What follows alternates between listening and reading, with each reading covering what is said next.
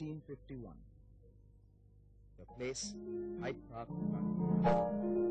The event, the Great Exhibition, the world's first ever international trade fair. Over 6 million tickets were sold as people, rich and poor, from all over the country and abroad, came to witness the technological, industrial, and imperial might of England, displayed under a blazing arc of lucid blocks, the Crystal Palace. Along with gigantic machines, scientific inventions, industrial gadgets, and exquisite furniture, on display was also the priceless diamond from India, the Kohinoor. The Kohinoor at the Crystal Palace was proof that it was England that now dominated the world.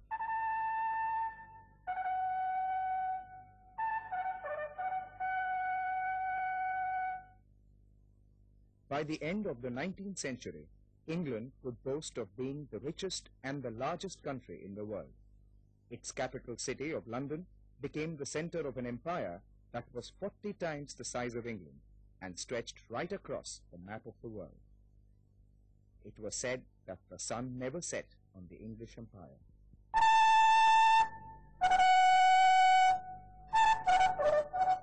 Reigning supremely over this vast empire was a sovereign who was known as the Queen of all earthly queens, the mother of the empire, and the grandmother of Europe. Her Majesty, the Queen of England, Queen Victoria. In a reign that spanned for over 2/3 of the 19th century, it is quite appropriate that Queen Victoria's age of money and markets and of unprecedented industrial development and empire building should be known as the Victorian Age.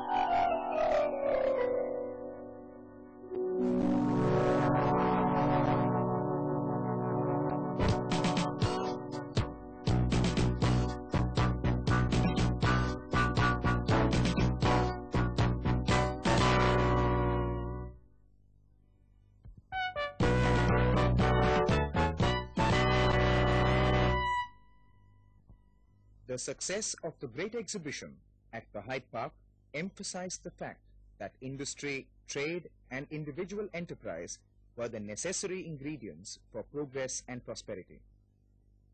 Ruling the seas with vast fleets of merchant ships owned by trading companies competing with each other, England established undisputed control over international trade. Its colonies in Asia, Africa, and the Americas were its markets, which sustained its tremendous industrial output by providing raw material and subsequently consuming the finished product. The material progress and prosperity that industrial development brought to England formed the basis of a faith and hope that the future was one of happiness and peace. Poet laureate Alfred Tennyson prophesied, "For I dipped into the future, far as human eye could see, saw the vision of the world, all the wonders that would be.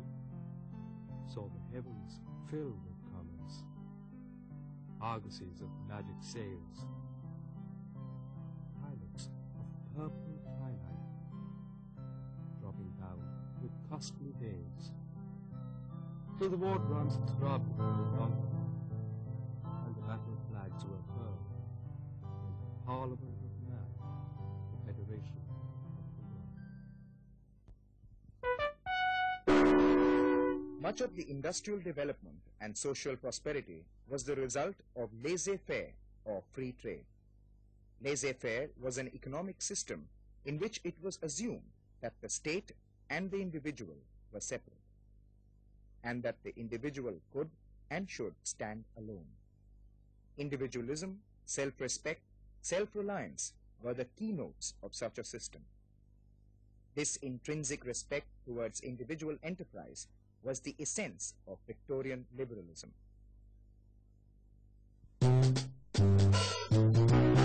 The most traumatic impact of technology on the Victorian socio-economic pattern of life was made by the railways.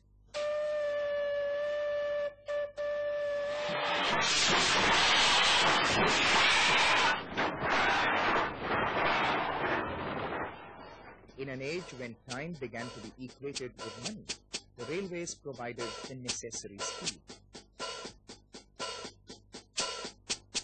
In October 1829, near the industrial town of Liverpool, a competition was held for a prize money of £500 to select the best steam engine of the day. There were 3 entries. An engine named Rocket, designed by one Robert Louis Stevenson, won the race, covering the race route at a speed of 47 kilometers per hour. It created a sensation.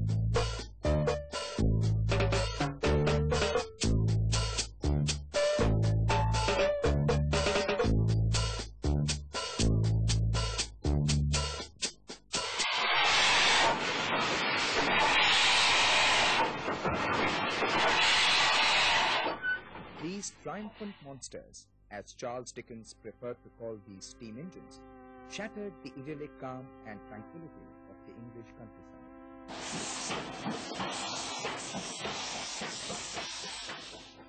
The railways signaled the end of the land-based agrarian economics of an earlier age and helped in accelerating industrial expansion. The wheels of change turned furiously, powered by the combined energy of steam and steel. The enterprising Victorian middle class was catapulted by its captains of industry as the most powerful economic class.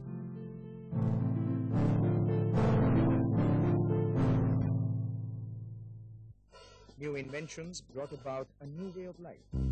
The bicycle, the sewing machine, the telephone, the telegraph, the automobile, the tram, the new printing presses, photography, and later in the century, electricity and the cinematograph changed the complexion of social life as never before.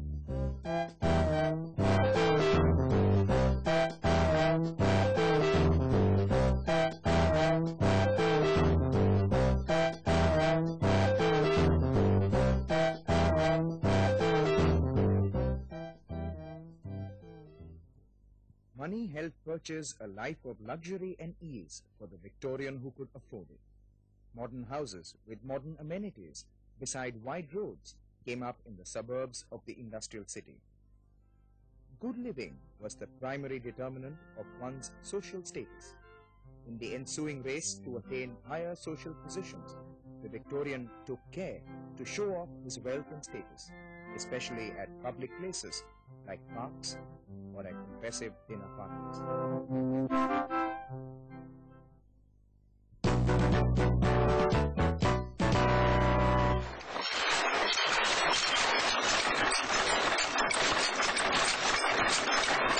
Having attained such mastery over machines and technology, the Englishman thought that a pinnacle in the evolutionary process of civilization had been reached.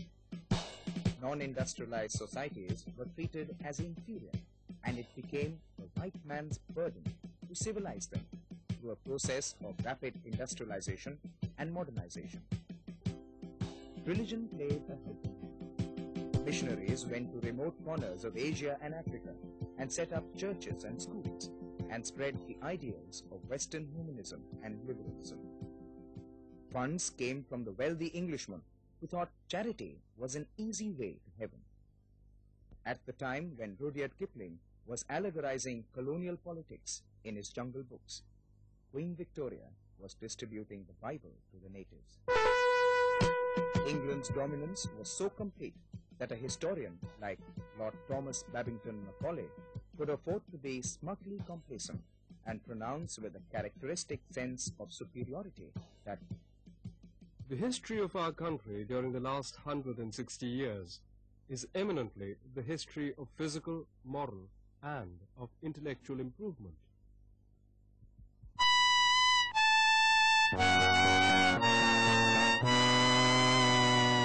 Paradoxically, the values of decency, propriety, civility, and material success that the Victorian middle class cherished, and the property and wealth that it sought to accumulate and protect, were threatened by forces which were unleashed by the same economic principles of laissez-faire that had brought so much prosperity.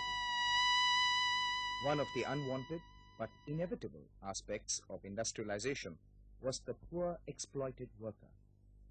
He lost his power to bargain for wages as the population of the country grew and the factories became increasingly mechanized. The worker had no option but to live in squalid conditions of poverty and destitution, huddled in slums that grew around the factories.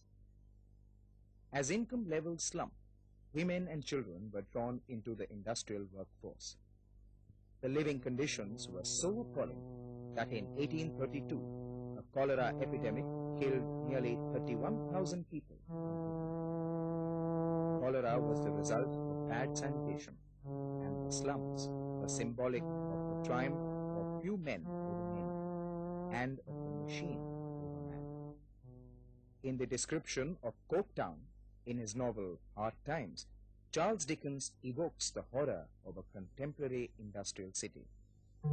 It was a town of machinery and tall chimneys, out of which interminable serpents of smoke trailed themselves for ever and never got uncoiled. It had a black canal in it, a river that ran purple with ill-smelling dyes, and vast piles of buildings full of windows, where there was a rattling and a trembling all day long, and where the piston of the steam engine worked monotonously up and down like the head of an elephant in a state of melancholy madness.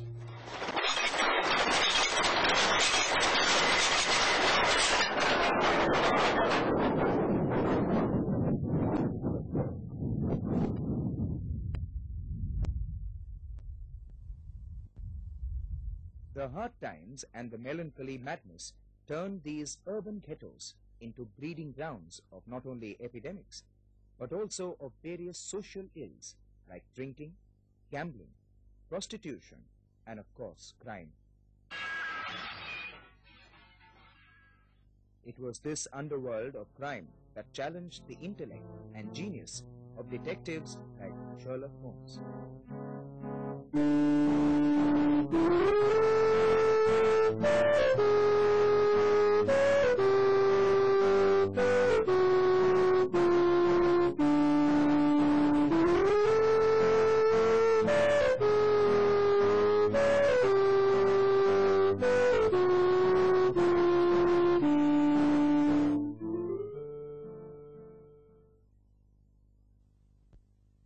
The ethical and moral codes of the self-satisfied, prosperous, and respectable middle-class society was completely subverted in these industrial backwaters.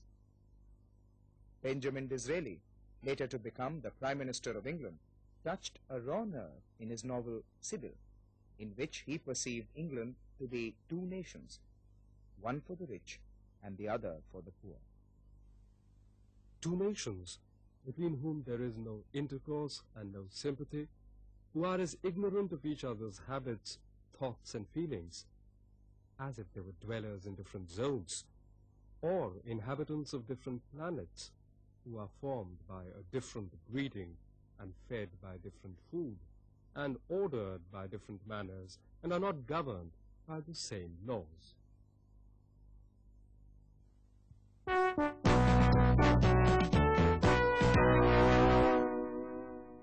Victorian literature addresses itself to the paradoxes of prosperity and poverty and the resulting debate.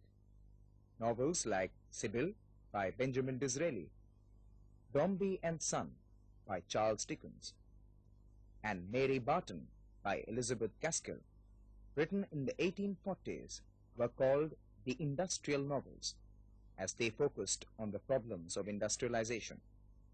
The dominant social thinker of the early Victorian era, Thomas Carlyle, characterized the age in his book Signs of the Times as the mechanical age, where man had turned mechanical in head and heart and applied mechanical definitions to relationships, attachments, and opinions.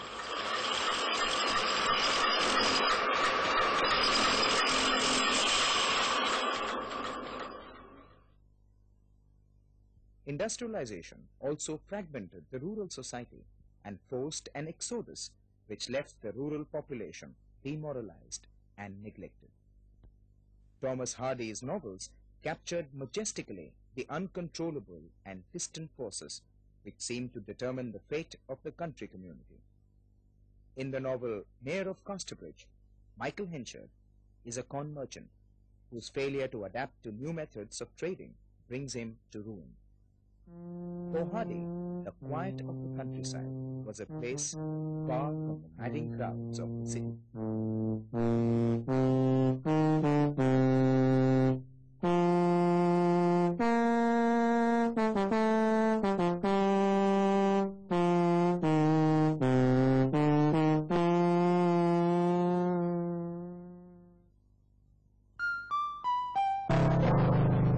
Workers protested against the prevalent inhuman exploitation and represented their demands in the form of charters. In the year 1848, Karl Marx and Friedrich Engels published the Communist Manifesto. This seminal text propounded political solutions to the socio-economic problems which had dismayed the novelist. Reforms did take place periodically, but the ruthless pursuit of wealth, often at the cost of human dignity, was perceived as Philistine and vulgar by a section of intellectuals.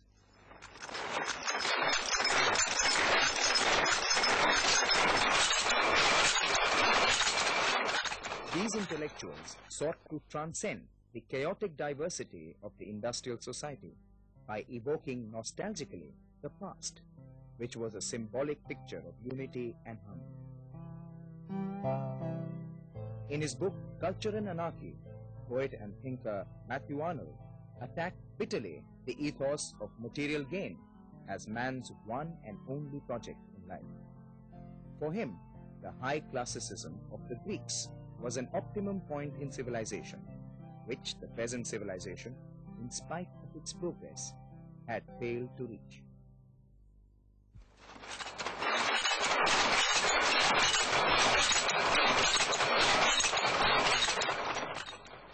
Upset by the impersonal and harsh tones of the industrial landscape, philosopher and aesthetician John Ruskin sought inspiration in medieval art and architecture, which represented human aspirations for the sublime and the spiritual.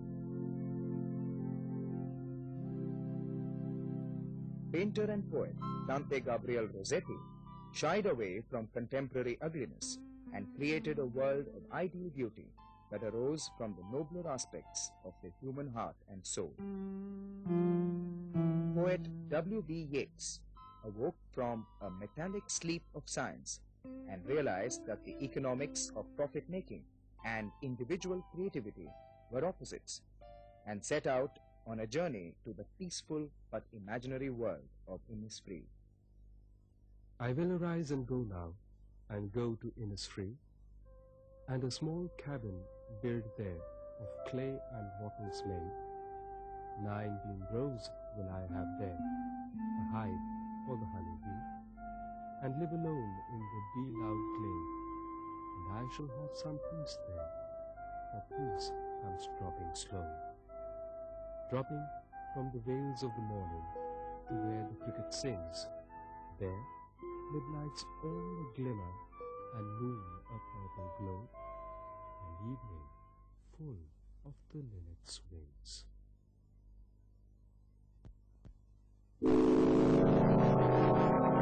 A society which was in the process of rapid change threw up questions regarding the nature of human civilization and its evolution.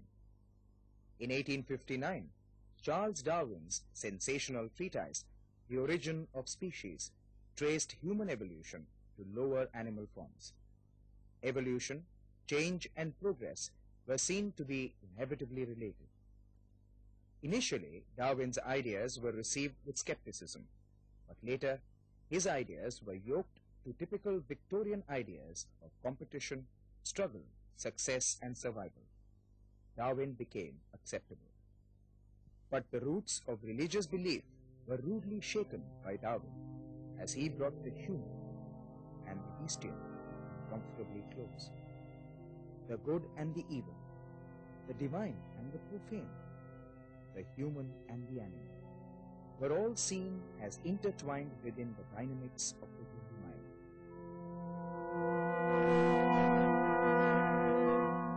The human mind was put to greater scrutiny till towards the end of the century, ideas of Sigmund Freud established that the unconscious chambers of the human mind contained mysteries, archetypal and primitive, that one may not be conscious of, except in the subconscious state of a dream.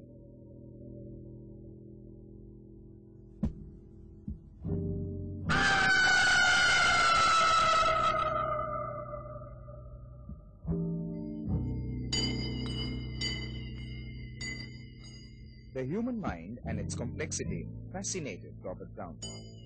He concentrated on particular aspects of human experience and is able to suggest dramatically that what seems apparently insignificant is in reality quite significant.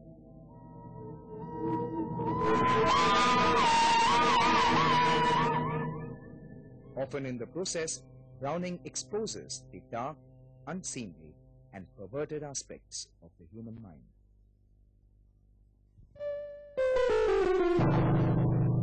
The Victorian age saw the spread of education as never before. In the long run, it helped the Victorian to be more inquisitive and also question established ideas and notions. The position of women was the center of an intense intellectual discussion. Though women were working along with men in many areas of social life, yet the stereotype image of the woman as beautiful but demure, domestic but romantic, or as the seductive vampire, dominated areas of Victorian consciousness.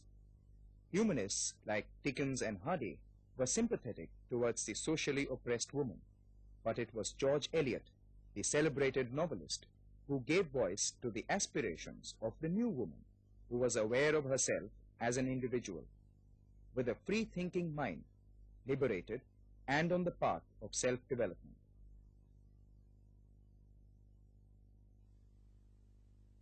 Such was the Victorian age, full of contrasts and conflicts, and it was complex. The opening lines of A Tale of Two Cities, a novel by Charles Dickens, captures the very essence of this paradox. It was the best of times.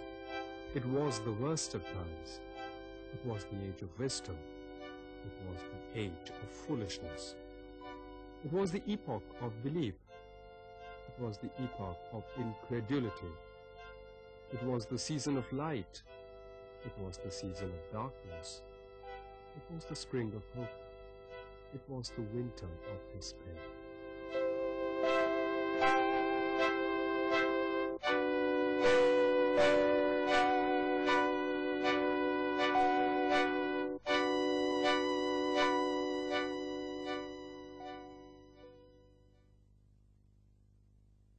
On 22nd January 1901, Queen Victoria died.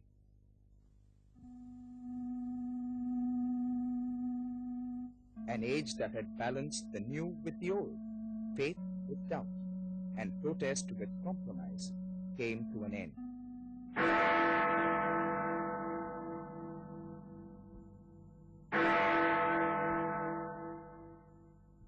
Soon England and the rest of the world collapsed into the chaos of the First World War.